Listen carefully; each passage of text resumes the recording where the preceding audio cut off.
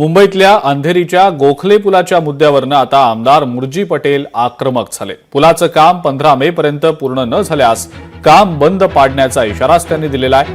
गेल्या 4 वर्षांपासून पुलाचं काम हे अत्यंत धीम्या गतीनं सुरू आहे। तर अंधेरीतल्या या पुलाचं काम 15 मे पर्यंत पूर्ण होईल असं आश्वासन मुंबई महानगरपालिकेनं दिलेलं आहे।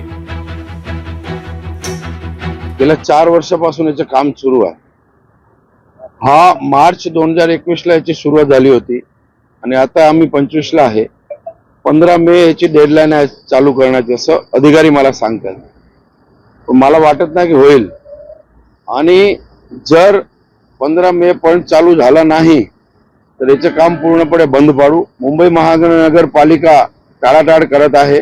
3 वेळा तोडले, बांधले, मुदतवाढ घेतली, नाही घेतली, कोणाला काही पडलेली नाही।